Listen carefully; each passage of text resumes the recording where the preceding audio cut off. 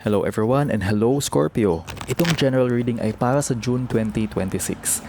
Kukuha tayo ng cards para sa iyo with additional advice cards na gustong iparating ng universe. Ang goal natin ay magbigay ng gabay gamit ang light from the creator.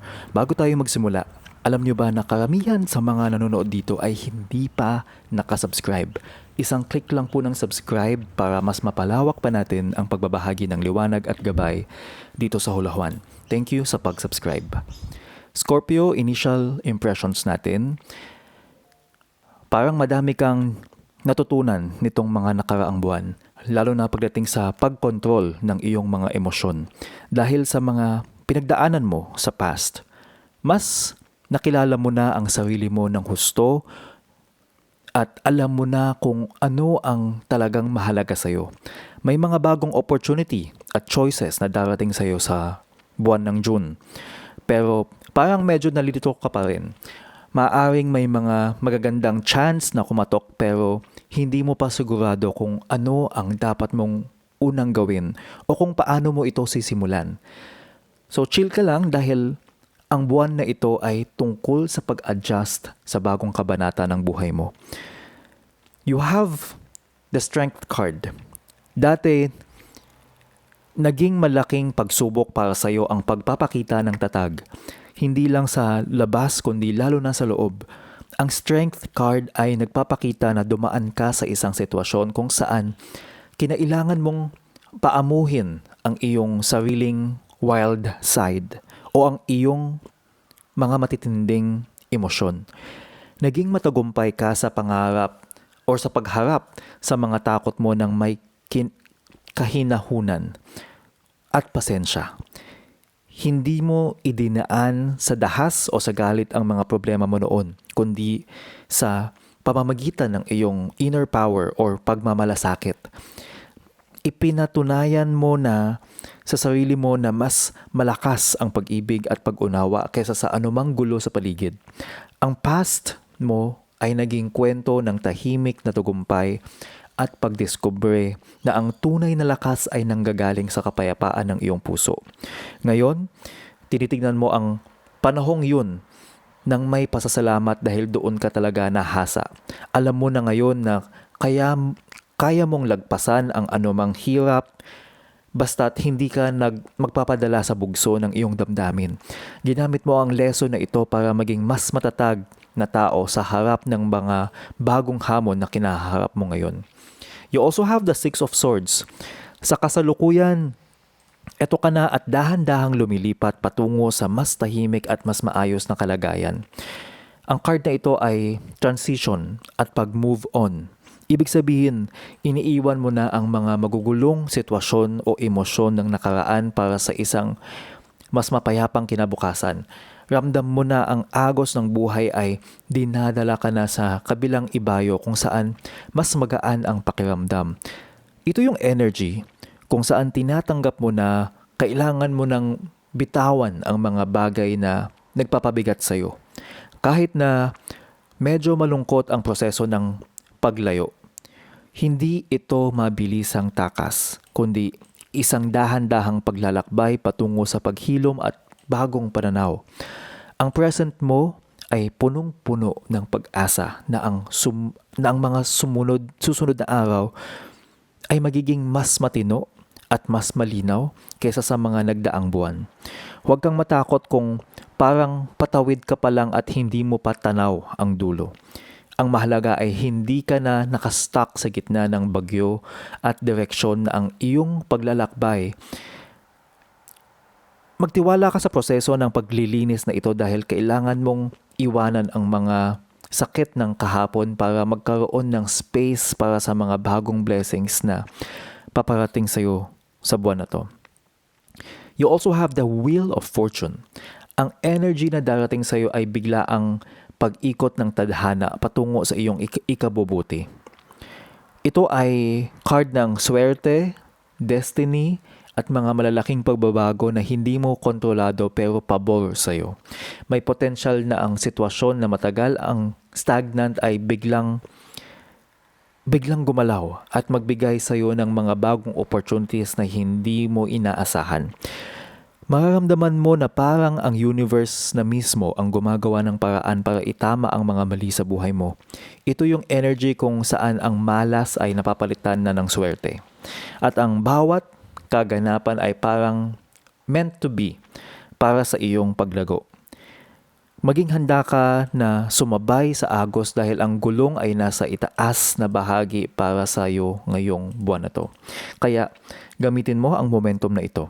Maging open ka sa mga unexpected events dahil ito ang magbubukas ng mga pintong matagal mo nang kinakatok. Ang energy na ito ay nagpapaalala na walang permanente sa mundo. At ngayon ay ikaw naman ang nasa tamang timing para magtagumpay. Sa dulo, makikita mo na ang lahat ng pagtitiis mo sa nakaraan ay may katapat na reward mula sa itaas. You also have the Hermit in reverse. Ang payo sa iyo dito, Scorpio, ay huwag ka nang masyadong magtago sa iyong shell o lumayo sa mundo. Ang card na ito ay nagsasabing sapat na ang oras ng iyong pag-iisa at pag-iisip ng malalim. Panahon na para lumabas ka at makipag-ugnayan muli sa ibang tao. Huwag mong hayaan ang iyong introversion ay maging sanhi ng iyong pagiging isolated or malungkot. Kailangan mong ibahagi ang iyong mga natutuhan at huwag suluhin ang mga pangarap o problema mo. Ang payo na ito ay para sabihing mag-focus ka sa social interaction at huwag matakot na hingin ang opinyon ng iba tungkol sa mga choices mo. Minsan, ang sobrang pag-iisip ng mag-isa ay lalo lang nakakalito. Kaya buksan mo ang iyong pinto para sa mga bagong koneksyon at impormasyon. Ang pinaka-importante, aminin mo kung kailan ka naging masyadong reclusive o umiiwas sa realidad. Ang payo na ito ay nagsasabing ang liwanag na kailangan mo ay matatagpuan mo rin sa pakikipag-usap at pakikinig sa ibang tao ngayong buwan. Manatiling connected sa labas ng mundo para hindi ka malunod sa sarili mong iniisip. You also have the Two of Pentacles. Scorpio, ang magiging resulta ng lahat ng ito ay ang iyong kakayahan na pagsabayin ang maraming bagay ng may balanse at talino. Ang card na ito ay a card ng adaptability at multitasking. Ibig sabihin, magagawa mong i-handle ang mga bagong opportunities at ang iyong personal na buhay ng sabay-sabay. Magiging wais ka na sa pag-manage ng iyong oras at resources para hindi ka ma-overwhelm. Maging proud ka sa iyong transformation mula sa pagiging undecided patungo sa pagiging isang master ng balance. Ang outcome na ito ay nagsasabing ang iyong buhay ngayong buwan na ito ay magiging makulay at puno ng movement. Sa dulo, ang iyong pagiging handa na mag-adjust ang magdadala sa iyo sa stability na matagal mo nang hinahanap. So, Scorpio, advice card sa tayo. Pero bago ang lahat, please subscribe, like, and huwag kalimutan i-share itong video na to sa mga kilala ninyo na kailangan ng reading. Maliit lang to support this channel. So, ang unang advice card mo ay moonlighting. Sinasabi nito na pwede mong simulan ang pagtatrabaho sa iyong dream career ng part-time habang pinapanatili mo ang iyong kasalukuyang trabaho para sa mga bayarin mo. Huwag kang magmadali. Sa tamang panahon, ang iyong dream career ay lilipad din at ito na ang magiging pangunahing source mo ng kabuhayan at saya. Ang pangalawang advice card ay positivity, faith, and optimism. Binubuksan mo ang pinto para sa mga positibong karanasan at opportunities sa pamamagitan ng iyong positibong expectations at energy. Huwag mong hayaan na ang negatibong energy mo o ang mga pansamantalang setbacks ay humarang sa landas na tinatahak mo. Panatilihin ang iyong faith at ituloy mo lang ang iyong paglalakad. Ang pangatlong advice card ay challenges. Ang mga mabibigat na sitwasyon sa buhay ay nagtutulak sa iyo diretso sa yakap ng Panginoon. Kung ikaw ay mananatiling bukas, hilingin mo sa Diyos na gabayan ang iyong bawat aksyon. Ibigay mo ang iyong mga pasanin sa Kanya at hayaan mong ipakita niya sa iyo ang Kanyang kalooban para sa iyong ikabubuti. Ang pang-apat na advice card ay positivity.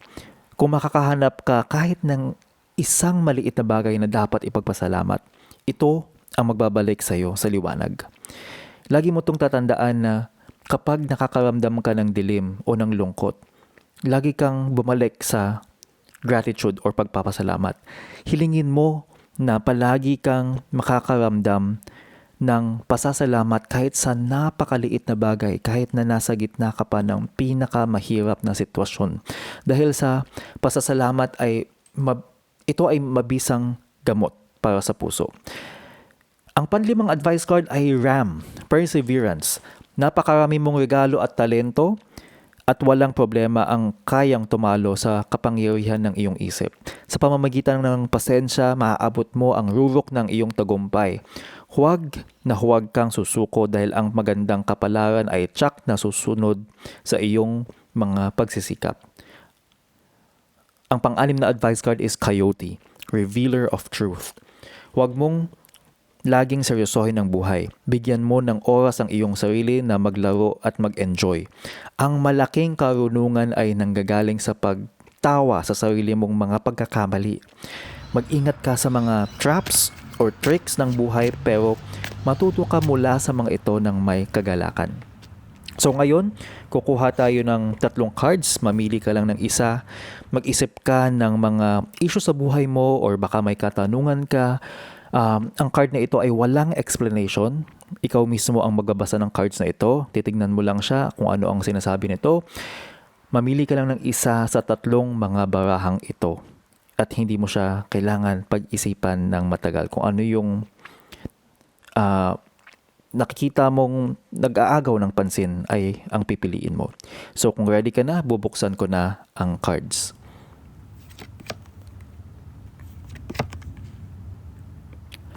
Yan ang reading ninyo. Always remember, sa lahat ng gagawin mong desisyon, dapat mabuti ang iyong intention. See you sa next hulahuan.